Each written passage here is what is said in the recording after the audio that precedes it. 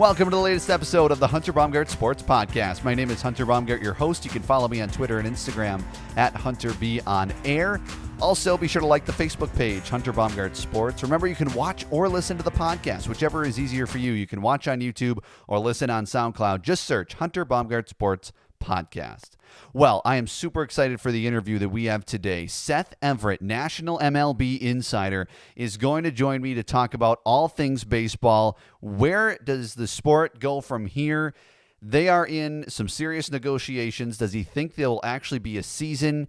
And is the real problem here for the MLB actually economics, or is the future of the sport more the problem? We're going to get into all that coming up with Seth Everett. I have to tell you, this is going to be a super interesting interview. He always has unique perspectives on the sport because he's worked for the league office. He's covered many teams, countless World Series. This guy is on the inside of baseball, and you are going to want to pay attention. So with no further ado, let's get to Seth Everett. Joining us on the Hunter Baumgardt Sports Podcast is Seth Everett, National MLB Insider and host of the Sports with Friends and Hall of Justice podcast. You can follow Seth on Twitter at Seth_Everett. Seth, really appreciate you taking some time to come on the podcast and discuss the latest in this MLB saga with me. Oh, thanks for having me, man.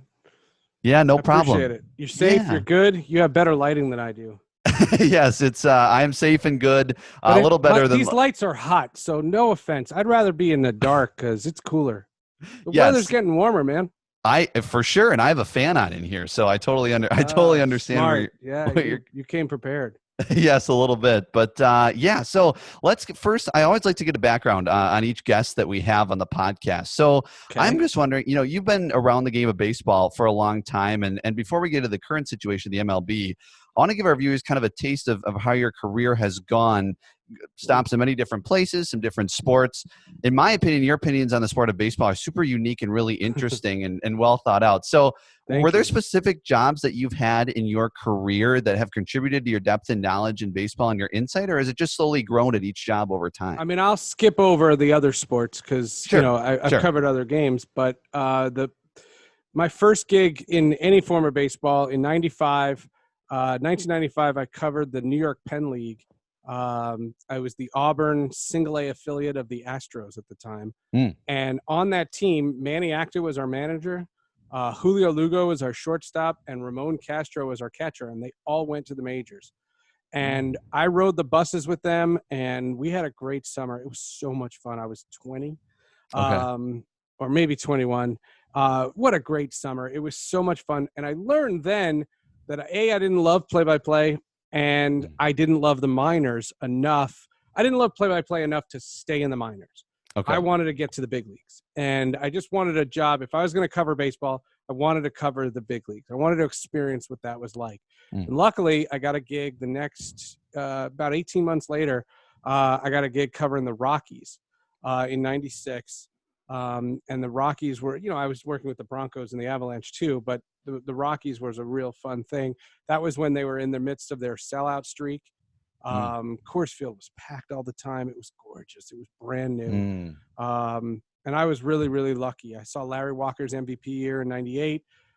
Eric Young was on that team, senior. I became friends with his son. Dante Bichette, Walker we mentioned. Don Baylor, the late, great Don Baylor, was our manager. I was scared to death of him. And I would get these freelance gigs, so I got to go in the clubhouse of other teams. So in 98, there's about to be a 30 for 30 on this. I saw both McGwire and Sosa, and I saw McGwire with his shirt off. And I swear that's the strongest human being I ever saw. Oh, wow. I saw McGwire. I saw the stuff in his locker. Never thought twice about it. And I heard rumors about steroids all the time, and nobody ever said a word. He said, you can't prove it, can't prove it, can't prove it. And the way it was back then, if I had said it, I was putting my career at risk. So it wasn't worth investigating. And I have always said, if I wouldn't do this on your podcast, but if you ever want to print out the rosters from 1998, I could, over a couple of beers, I could circle 5 or 6 guys from each team that I had heard rumors about. And it was weird. It was wild because nobody ever did anything about it. And like I said, my analogy, this is for older listeners, my analogy of Mark McGwire was he looked like Bill Bixby turning into Lou Ferrigno. Like, he wasn't green, but he was the Hulk. He was strong as all get out. Interesting. And then I did that 96, 97, 98. And then 98, I got a gig in Seattle to do the Mariners postgame show. So I split the year. The first half of the year I did in Denver, and then the second half I moved to Seattle. And it was ironic because Denver had the All-Star game. So the last event I covered in 98 was that All-Star game. And it's a memorable All-Star game. I'll never forget it. It was my first All-Star game. And then right after I moved to Seattle and I went to the Kingdome, which was so different from Coors Field. And then they built Safeco Field. Now I think it has a new name, but Safeco Field is gorgeous. And Safeco Field I actually like better than Coors Field by a sliver. But then in 2000, and I always say this is about a baseball game, one baseball game. The Mariners were tied for the American League wild card, and they were heading to Anaheim. And the deal was if they won, they were the wild card, and if they lose, this is when baseball had one wild card. And in 2000, the Mariners played the Angels.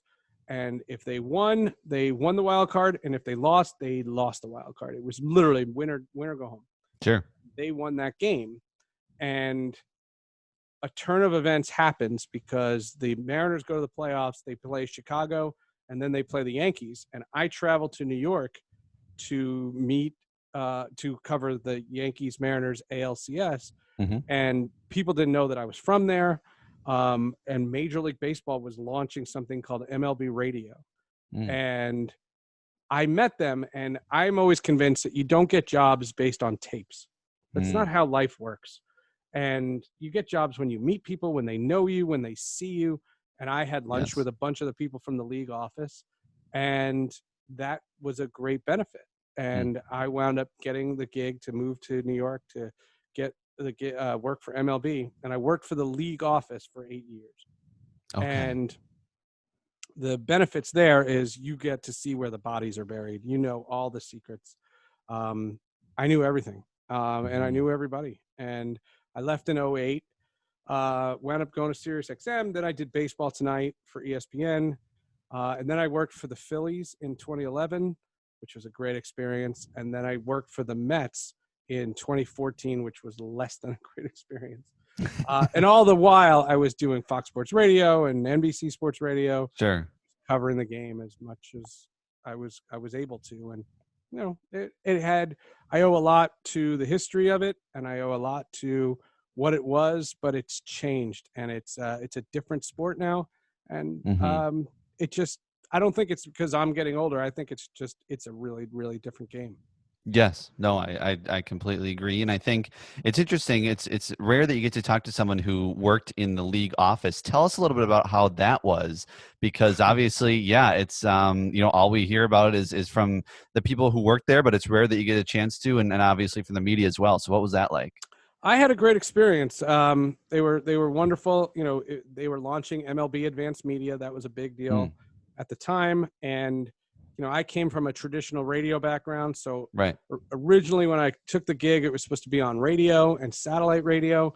And then it turned into this website, and it was all about their website. And at the time, the website wasn't making any money. So it was always a confluence of great things and not so great things. But one of the things that I got to do was I covered the almost strike of 2002.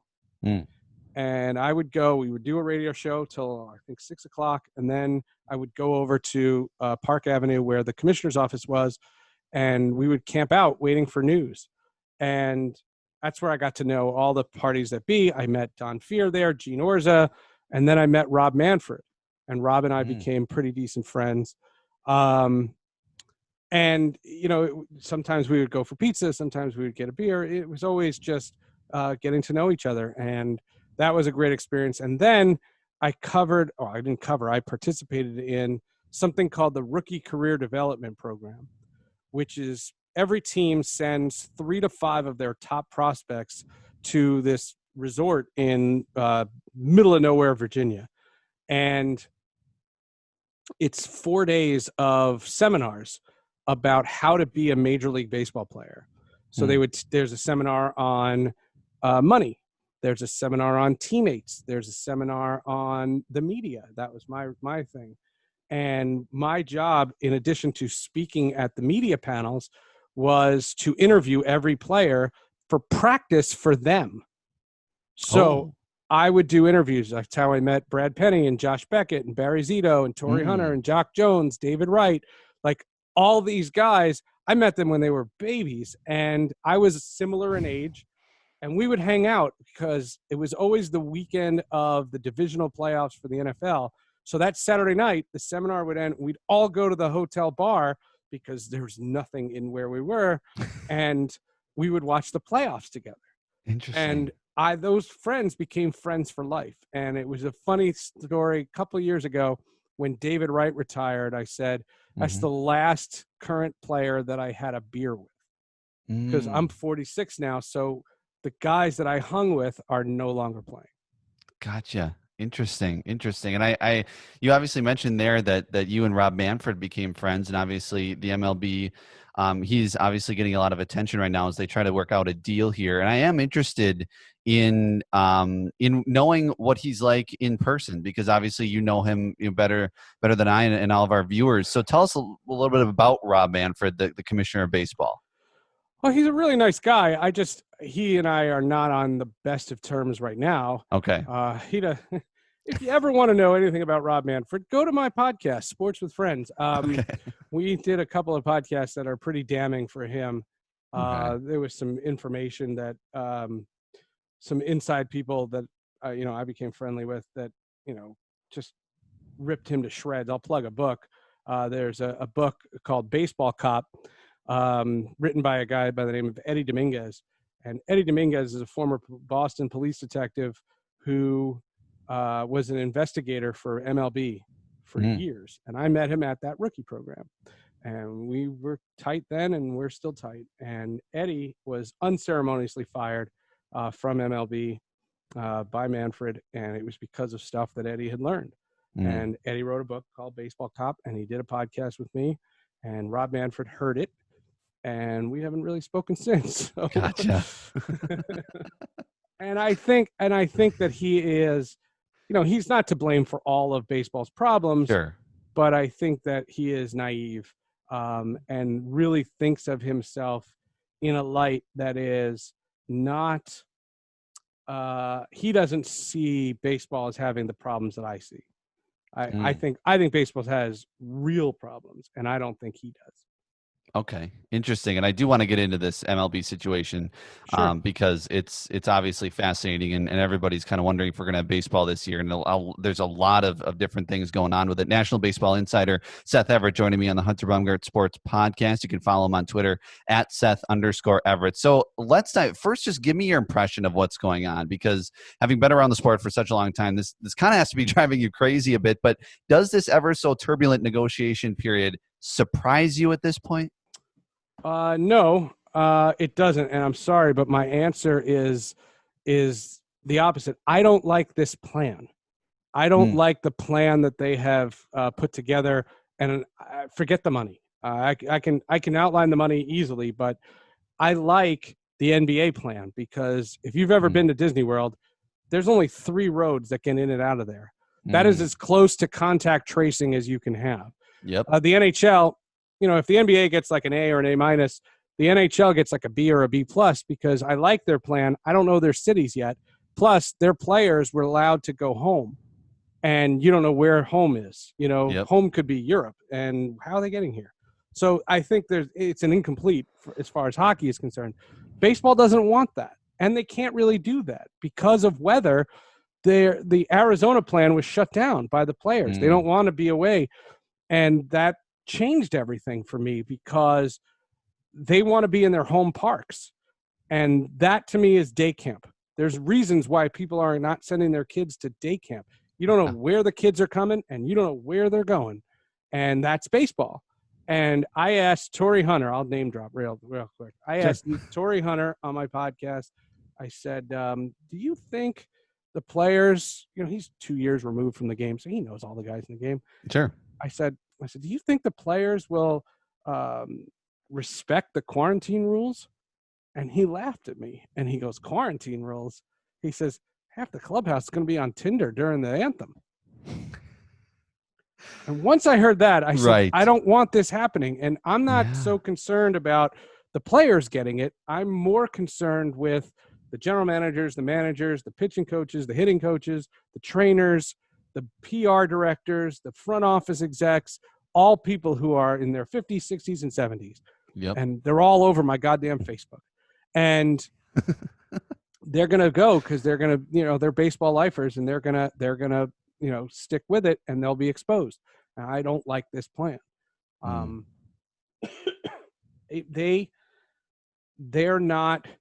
They're putting something, if anything, they are getting pressured. So this is where I say about the plan.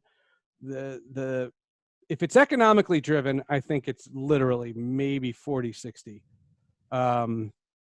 But if it's politically driven, and when I say politically driven, a certain person in the White House called a certain Rob Manfred and said, get the players on the field, then I think it's 80-20. And the players will get paid. Because if there's pressure because we have to have baseball, then it'll be for the wrong reasons. But again, I'm not into the money. I have my opinions about it, and I'll tell you, the players should get paid. But this idea that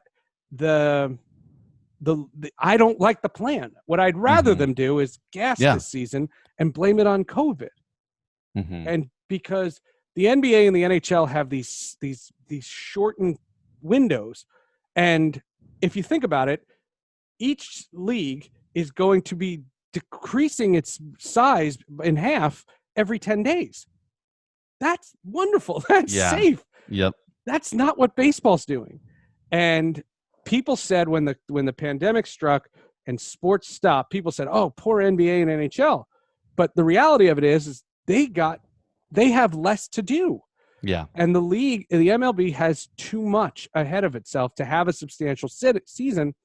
And my argument is, you have a collective bargaining agreement that's up at the end of 21. Gas this season and call it COVID related, and then say, we're not coming back until that sport is fixed. And address your on-field play, address your declining attendance, address how your players are anonymous, how, a tragic thing happens in Minneapolis. And who do you hear from? You heard from every football player under the sun. You heard from every basketball player under the sun. Did you hear from any baseball players? No, you saw social media kids who are making $25,000 a year writing tweets for their organizations. That's all you saw. And and I'm not asking the players to do anything, because if they did, I didn't see it, because I don't know who they are. And that's a flaw with this game. And take the season, take the year, and fix all that. So come back. Gary Bettman, who I know for a long time, looked me in the eye and he says, I canceled a season and made a better sport out of it. And he's right. And he gets killed for it, but he's right. Cancel this season. It is such an archaic thought process to go, I'll never come back if this is 94 all over again. No, it's not. There's a pandemic going on. Use that as the reason. Right. That's the dumb part about it is these idiots who are leaking this stuff and making it about money. Yeah. It's not about the money, and it never should have been about the money. This is an interesting part, because a lot of baseball fans and a lot of media are thinking, okay, if they don't come back this year and it's because of an economic deal, and I did a podcast on it, if they don't come back because of the economics and not because of COVID-19, it's going to look bad for the sport and for the future of the sport. But you're just saying, blame it on COVID and stop putting the money and all the numbers out there to make it look like it's economic when you could have just used COVID-19 in the first place. Always. And as soon as I heard that line from Torrey Hunter, I don't like the plan. I don't like anything about the plan. The plan doesn't make sense to me. I'm sorry. And it's not because I don't like the sport. It's not because I don't want to see baseball back, but I am not going to put my friends and loved ones in jeopardy because of this race to have sports. And I am applauding the NBA because I think that they're doing it right. I like what the NHL is doing because I think what they're doing is right. I was of the belief that all the teams should be represented because in this pandemic, one of the things that I've been very, very focused on is people who are, and I'm not judging in any way, people who are dealing with anxiety issues and depression and other mental illnesses. Right. Those issues to me are getting to a point where sports could really provide an escape. Yep. And if you're talking to young people, I mean, you're younger than I am. If the NBA comes back and is compelling, people won't miss baseball.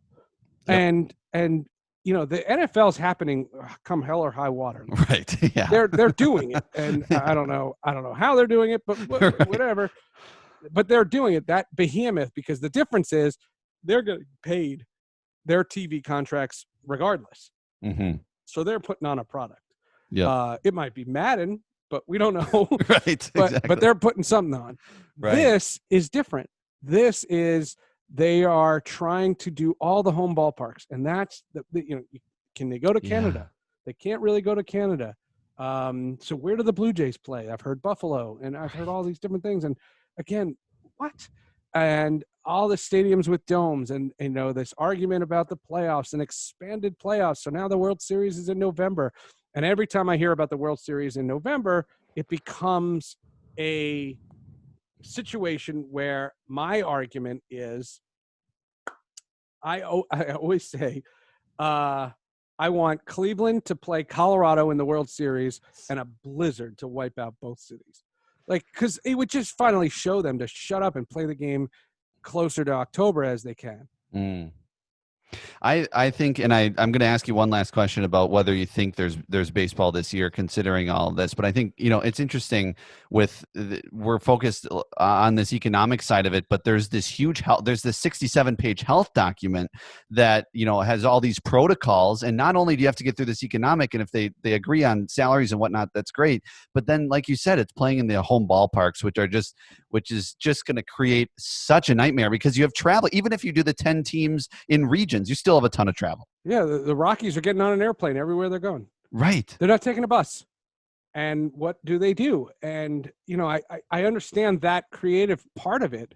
My proposal, and this was my proposal, and it was not economically focused. I was talking about health, was you play 81 games, but you play the 81 games in your spring training facilities, separate the leagues by Grapefruit and Cactus League, and play it in September, October, November, and the playoffs and the World Series in December. Yeah. The argument is that's when the weather is livable in Arizona and Florida, and you could still have, good competitive play. If you're not going to have fans, what's the difference anyway? Right. And play every day, play 81 games in 3 months, so you don't have to do double headers. You just play every day. 81 games, and then have a real champion. And, for historical context, there is a national tragedy that led us to have a Mr. November. Is this not enough of a national tragedy to have a Mr. December? I mean, that's always the way it worked. So, I mean, that was just my argument. And I thought that plan was as close to the NBA and the NHL's idea. They didn't want to do it, and they want to be in their home ballpark. So when the Cubs have the Brewers in town, and the Brewers are staying in a hotel, but the Cubs aren't, so they can go anywhere they want. Right. And no one can catch them. And, cities are slowly reopening, so the roads are not going to be as desolate as they have been. Where are these guys going? And all it takes is one. And it's not even like screwing around with women or something like that, or men, or whatever they want to do. It's they forgot to, get money at the ATM for delivery, and they shook a hand, and then exactly. I mean, it's just, I don't know. I'm against the whole plan. Yeah, no, that completely makes sense. And your plan, I think, is the most logical one I've heard, just because you put them in two cities. You have the weather, which is better in the fall. And I think that's a very good plan. All right, last question for you. Do you think we see an MLB season in 2020? I have two answers to that. Sure. If it's economically driven, I say it's a 40% chance. Okay. That's not I would say no. If I was betting, that would be a no. If Mm. it's politically driven, I'd say 80%. Okay. If it's politically, if Trump told Manfred, get the players on the field, they're going to get on the field. They'll do it. And, I will follow it. I'll cover it. I'm not going. And I don't think media people would be going anyway, but that's not who I'm worried about. I'm not worried about me. I'm not. New Jersey has the best COVID numbers going right now, and that's not my concern. My concern is, I'll give you names. Mike Swanson. He's the PR director of the Kansas City Royals. He is one of the nicest human beings. He was the PR director of the Rockies when I started. Okay. So I remember him, and I love him. He's got to be 65 plus. And with the media not in the park, everything's going to be set up over Zoom and FaceTime and this and that and this and that. And he's going to be access to every player. If he gets it, and what happens then? Yeah. Or John Sterling, the 81-year-old voice of the Yankees, who won't miss an inning. What happens when he goes down to do the manager show with Aaron Boone? And he goes down and he's in a tight clubhouse because they're in Boston. And I don't know how you do social distancing in Boston. Right. That's the smallest clubhouse in the history of Earth. So I don't know. I like the NBA plan. I like the NHL plan, but this baseball plan doesn't make any sense to me. And I don't think America needs it. I think what America needs is sports back. And if they get basketball and hockey and then football, baseball, take a break, step away, blame it on the coronavirus, and fix your game. Yeah. No, that completely makes sense. It's Seth Everett, National Baseball Insider here on the Hunter Baumgardt Sports Podcast. You can follow him on Twitter at Seth_Everett. Seth, I really appreciate taking some time out of your busy schedule this afternoon to join me and talk about baseball. Oh, thank you for having me. I don't mean to be Debbie Downer. I'm not a panicky guy. I'm just trying to be a realist. I'm not gonna say one thing is like, I don't think this is some tragedy. The tragedy is the 100,000 people that died. That's the tragedy. This baseball thing is not a tragedy. And what I hope is that the sport takes a good internal look at itself in their talks with the union and just says, what kind of a game do we want to be? Baseball has always been a thinking man's game. I've always loved it because it is a slower game.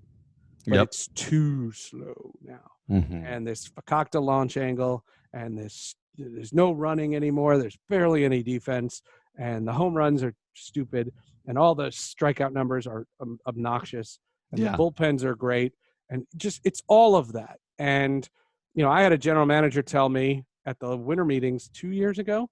He said, because he heard me railing about this stuff, and he said, "My job is to win, not to entertain you." And he's right. Yeah. So I'm not picking on a team for doing this. Right. It's all the teams are doing it. And just fix yourself. The NHL, look at what the NHL was pre-cancellation and look at what it is now. And it's a totally different game. And do that with baseball. Introduce pace of play, not time of game. Nobody complains about how long the Avengers is. Right. No one said, God, that Avengers is 3 hours. They said, oh my God, I need 3 more hours. Right. Make your games that compelling. Yep. And, I got in trouble because once I said I did my taxes during a Rockies-Brewers game. I said once that the season 2 of Daredevil came out, and I was in a press box, and I watched the first episode, and I didn't miss a beat because it was so slow. What was the third one? And Manfred hates me anyway, so it was fun. But my God. Yeah, no, I don't think you're being a Debbie Downer.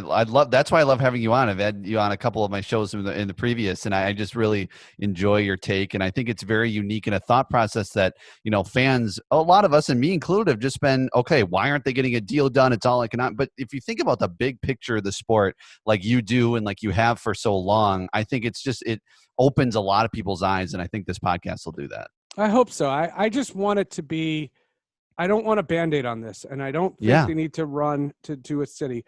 As far as the finances, let's just do that one bit. For games that are canceled, meaning of the 162, if they play 81, let's just use that for the round number. Yeah. I think for games that are canceled, they should receive 0. Yeah. Mm-hmm. Absolute 0. Yep. For games they play, they should get 100% of what they're earned. Completely agree. You don't play at 80% capacity. You don't run 70% hard. Yep. You play the game. You're doing it. The owners assume the risk. That's what owning is. I don't know if you own a home, but if you own a home and you choose not to have flood insurance and there's a flood, you took the risk.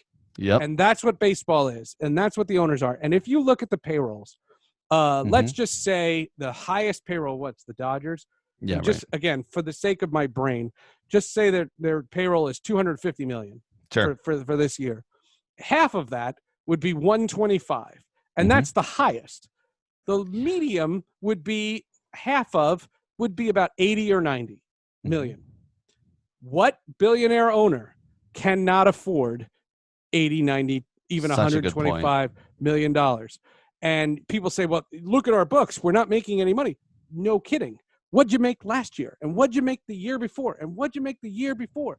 And if you want to keep your valuations of your teams because you eventually want to sell them, then pay the damn players and get a season going. But you don't want to do that. And I'm sorry that there's no fans allowed, but that's about a pandemic. The players didn't come out and say, we don't want to play for fans. Isn't Kirk Cousins the only guy who said, I don't want to play in front of fans? Yeah, he gets scared or something. Yeah. He doesn't want to get booed. Exactly. Yes. And a lot of Packers fans here in Wisconsin will love that you just said that too. So that's fantastic. Anyway, Seth, really appreciate the time and definitely going to have to connect again down the road. Appreciate it. Thanks for having me, man. That's Seth Everett, National MLB Insider, right here on the Hunter Baumgardt Sports Podcast. He's also the host of 2 different podcasts himself, the Sports with Friends podcast and the Hall of Justice podcast. Feel free to find those wherever you get your podcasts. Also, wanted to let you know to follow him on Twitter, at Seth_Everett. And I highly suggest doing that as well if you want to follow his work with the MLB and all of that. So I highly suggest it. Obviously, a very unique perspective, and something that I took and really was his main point was scrap the season, scrap MLB for 2020, and focus on making the sport better. Because right now, and what they could have done is they could have said, because of COVID-19, we're not having a sport this year, but we're going to make it better. But now, because of all these numbers that are leaked and all the economics of it, now they're like, well, now the sport is going to look bad because we're going to have to blame it on economics when there's no season, or if there's no season, because that's now going to be the reason, because they couldn't come together on an economic dispute. And that's not good. I mean, I did a podcast a couple of weeks ago on that, talking about how if the MLB doesn't have a season because of money and not because of COVID-19, it's going to be really, really looking bad for the future of Major League Baseball. So that was his main point, and I agree with it. It is very interesting, and just so many interesting tidbits from that interview, and I hope you enjoyed it as much as I. Remember, you can watch or listen to the podcast. Watch on YouTube, listen on SoundCloud. Be sure to follow me on Twitter and Instagram as well, at Hunter B on Air, and I will give you all the updates on that as well. Hope you're having a good week, and I know with everything going on in the world, I just want to say that our world, as I know this is, I'm not going to do a whole podcast on it. I'm just going to give you 10 seconds worth. But with everything going on in the world, and I've said this on social media, and I just want to repeat it here, more compassion, more understanding, more love. 3 words: compassion, understanding, and love. And if we can start by doing that in our own lives, with the people that we come in contact with every day, our family, our friends, and that will slowly percolate out. And I think our world can be a better place because of it. So that's what I got for you. Have a fantastic rest of your week. We'll be back next week with another podcast. And as always, stay positive.